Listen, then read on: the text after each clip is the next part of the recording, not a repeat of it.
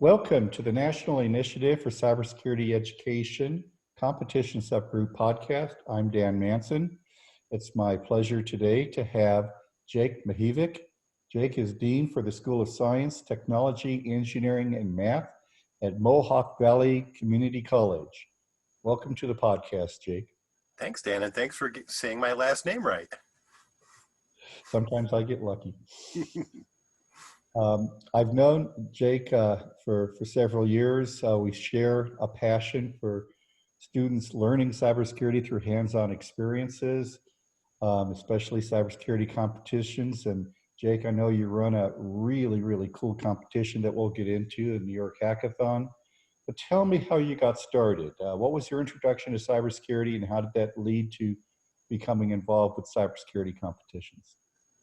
Well, I was a platform engineer out in San Francisco during the dot-com boom and was talked into moving back to upstate New York, where I grew up, to get into education. So when I returned, I started I led a grant at MVCC in cybersecurity, and that led to the development of our cybersecurity program at MVCC.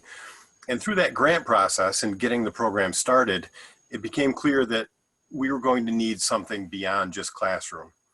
The classroom is great for teaching knowledge, but we needed a way for the students to engage with advanced tasks in cybersecurity beyond the professors telling them how cool it was going to be when they actually got into the field. And I was fortunate that we have a strong partner at the Air Force Research Lab in Rome Labs, very close to our home base in Utica, New York. And a few Air Force captains were very helpful at the beginning in developing our first scoring engine.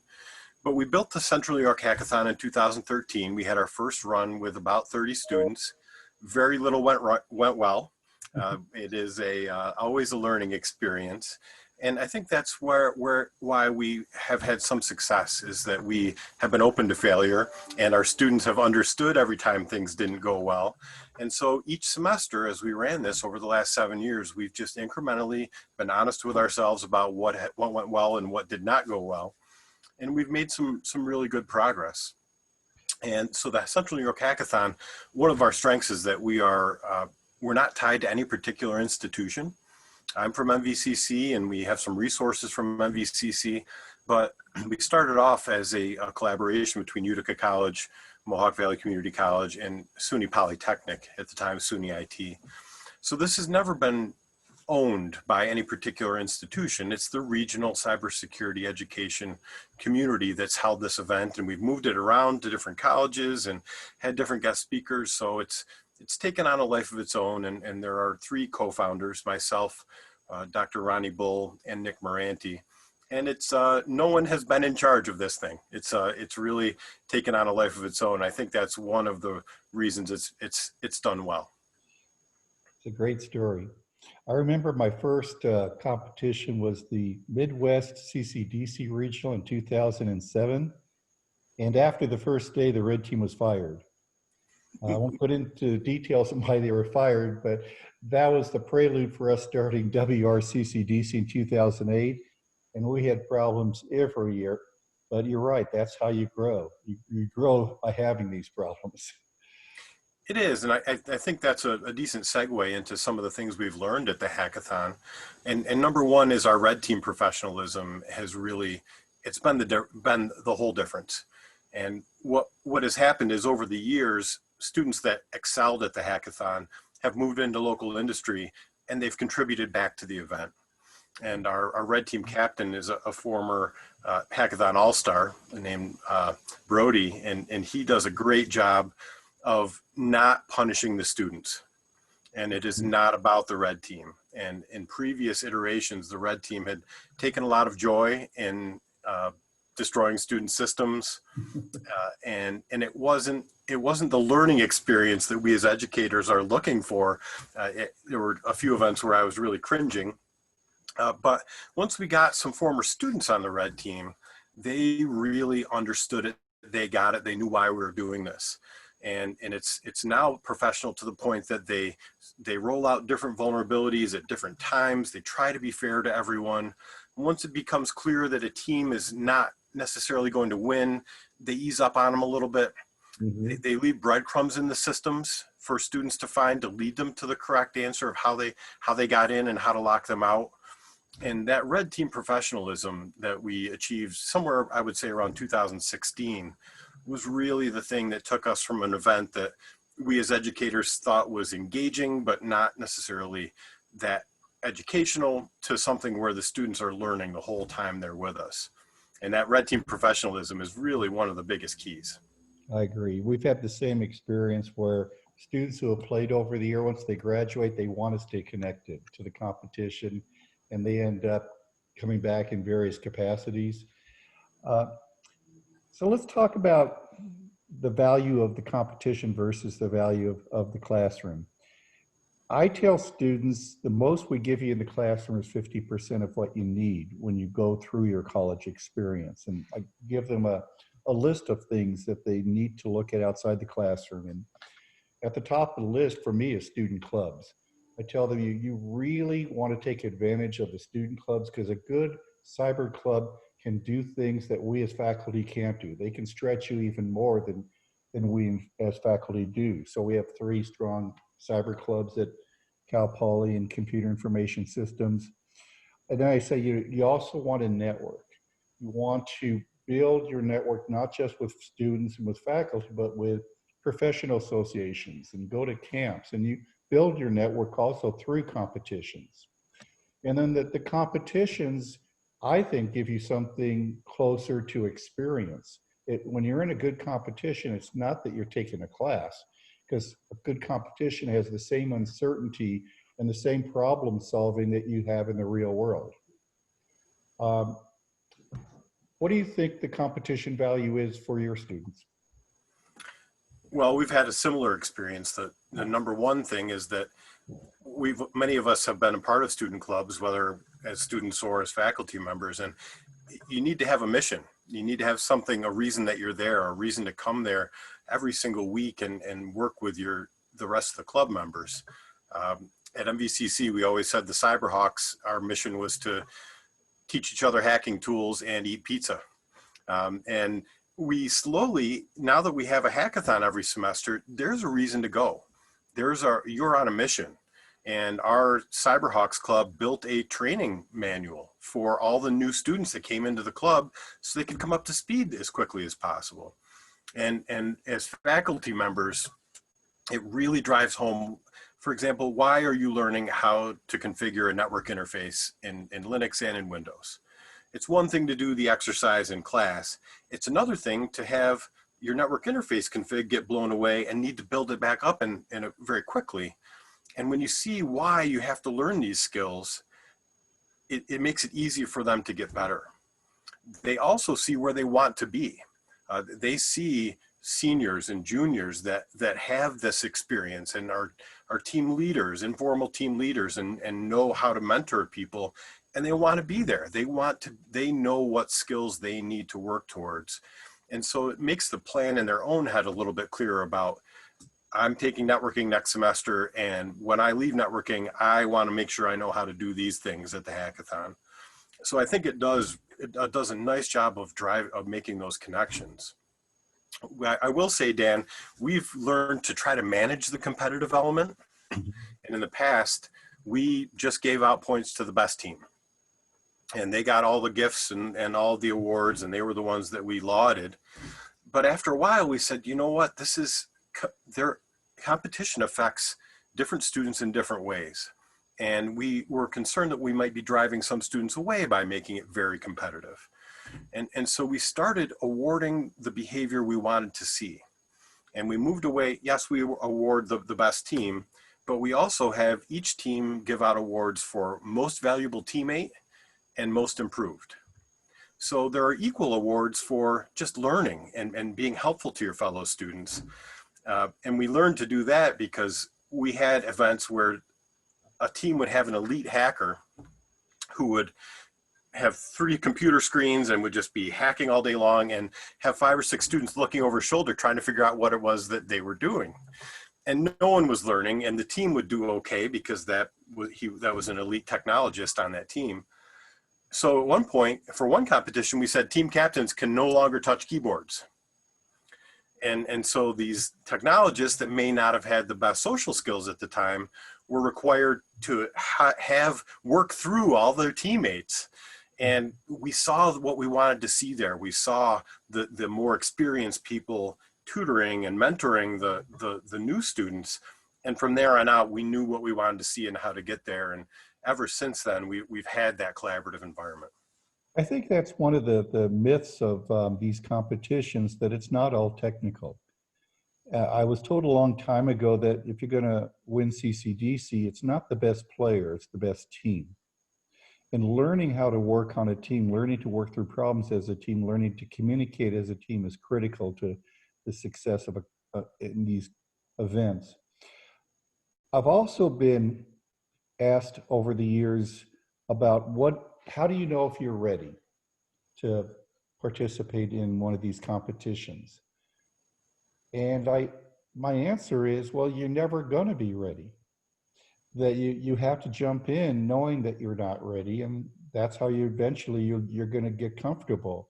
You don't get comfortable by not playing, you get comfortable by playing, and the first time is always going to be the hardest. Is that something that you tell students? We do, and we have first of all, the one thing that we do in order to encourage students to develop the skill of working with a new team is we mix the teams. So students don't know who are the people that are on their team, and they come from different colleges, and they have to gel together as a team and learn to build the team dynamic, or else we've seen teams fall apart because they weren't willing to work together and didn't have that skill. But we always make sure, and that is something we learned halfway through our experience, I would say, is that we always try to have activities for every skill level. And our CTF designer, Mike Lisi, has really done a great job of making sure that there are a whole bunch of different, almost like breadcrumb type of activities where students have an ability to get started on a particular category of CTF.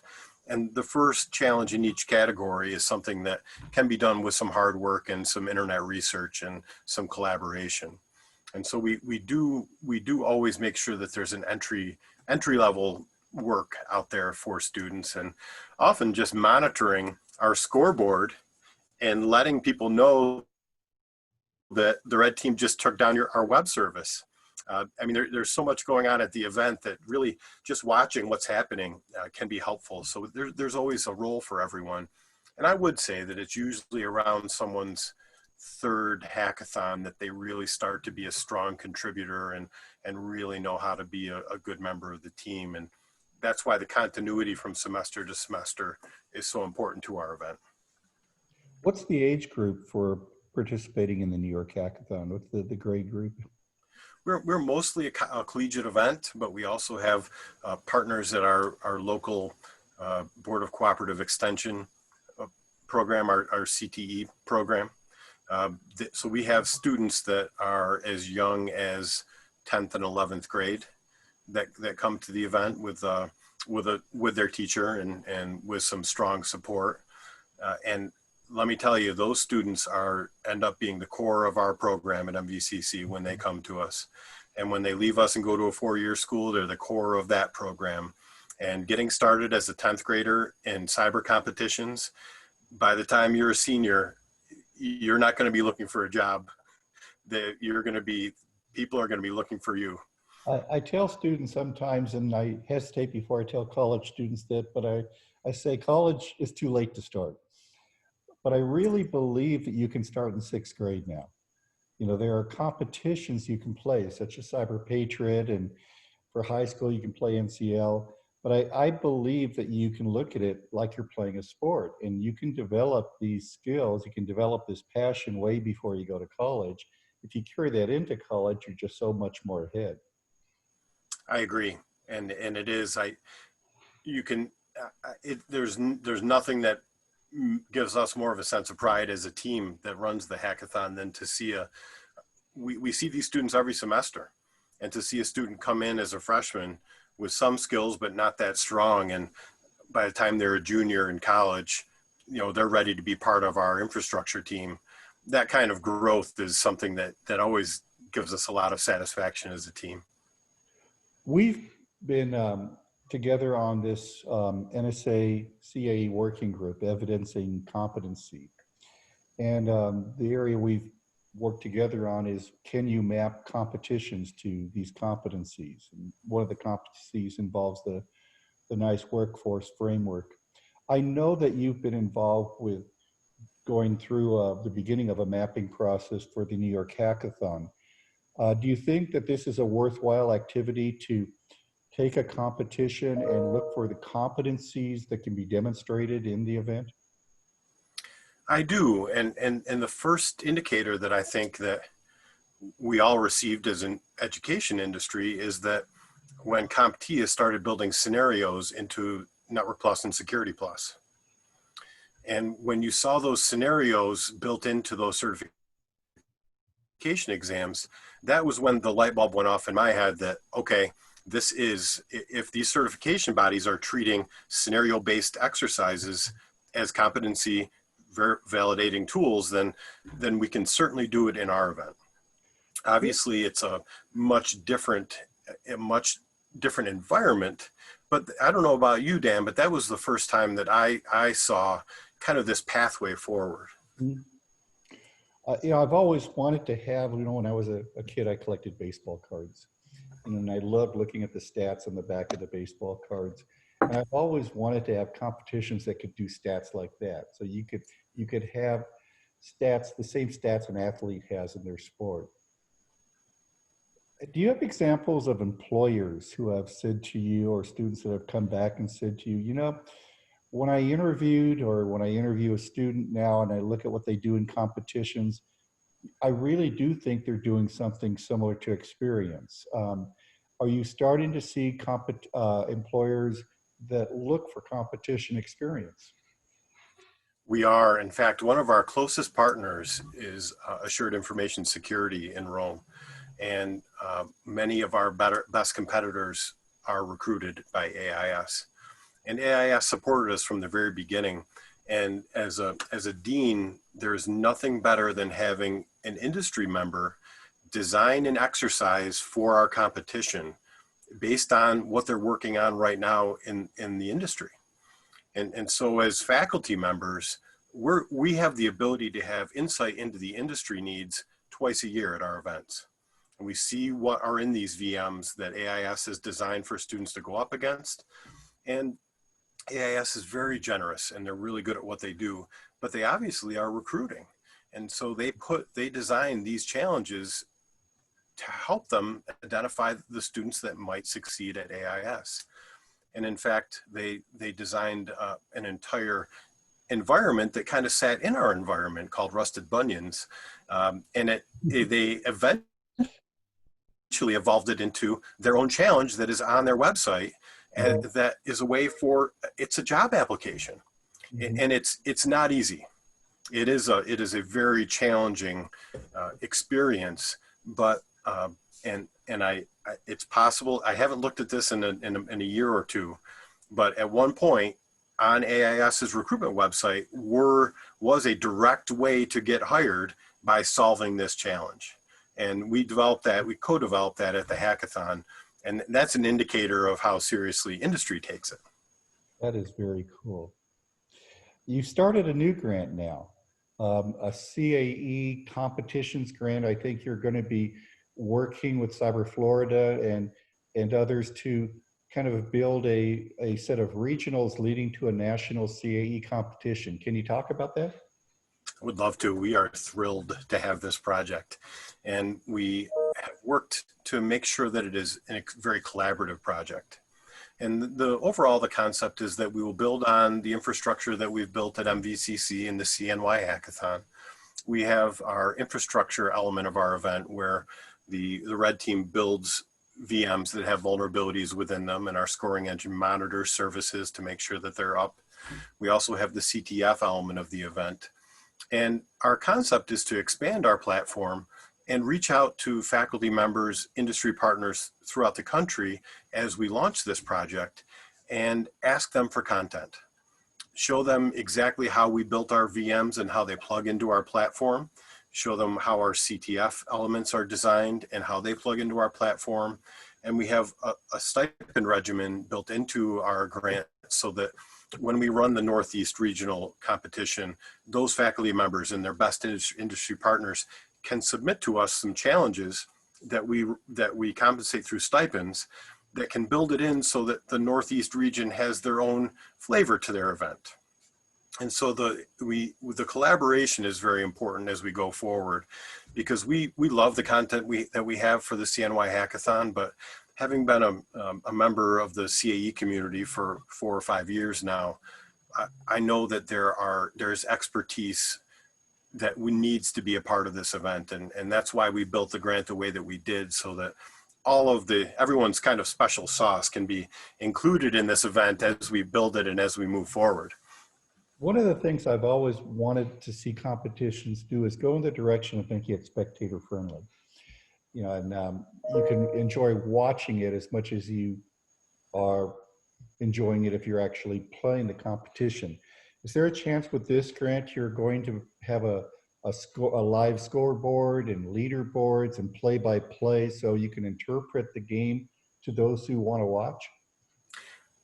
Well, you have set a very high bar, Dan, with your work with the NCL, and we are certainly working towards that. And we're very fortunate to have the grant so that we can build additional automation and additional features into our event. Our scoreboard right now is one of our strengths, and our scoreboard is dynamic. The second that someone's services get taken down by the red team, the flashing red light goes off and they stop scoring, and it's very clear. And I think that building that scoreboard was one of the turning points in student engagement. And there's one member of each team that's monitoring the scoreboard the whole time. But it is that moving in that direction is a challenge. And that is one of the reasons we're happy to be working with Cyber Florida and the University of South Florida.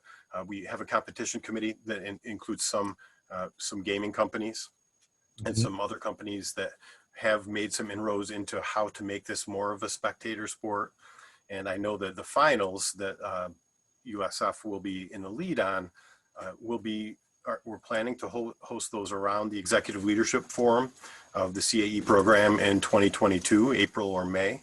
And I know that we would like those that attend that event to really be able to see some of the action and see what's going on. So that is certainly a goal, Dan, and thank you for your constant inspiration to be better at everything that we do. Well, you know, I live in Las Vegas now, and we have a really cool esports arena.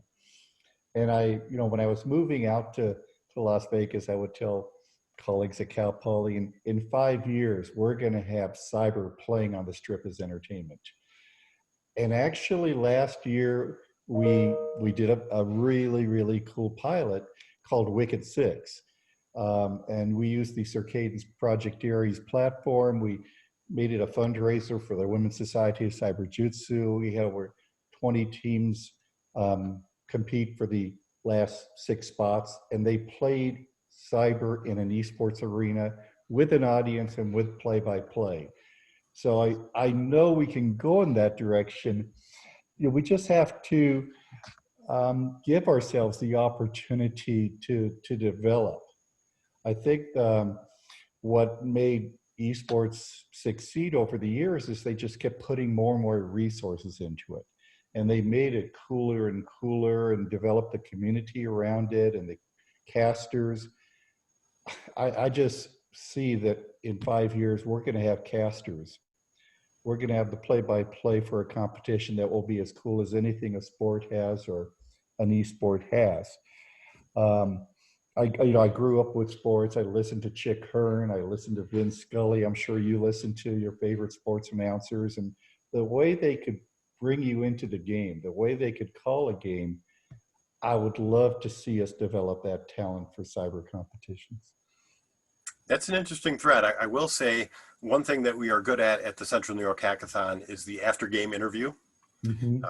After the event, we get together as a group. It's usually about 110 of us in one room, and each team stands up and talks about what went well, what went poorly, anything funny that happened that day.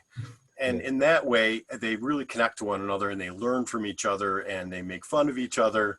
And I really think that last hour, that last 45 minutes where all the students are in the same room talking about, oh, we did this and the red team did this, but we were able to do this.